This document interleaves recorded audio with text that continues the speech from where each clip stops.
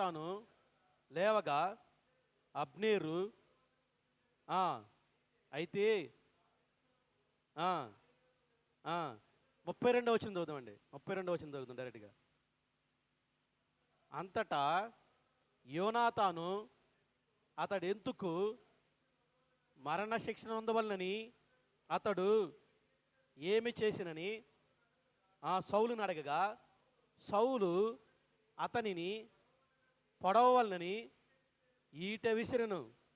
అందువలన తన తండ్రి దావీదును చంపనుద్దేశించి కలిగి ఉన్నాడని యోనాతాను తెలుగుంచాలని. చూసారండి, కుమారుని చంపాలని ఈట విసిరాడు.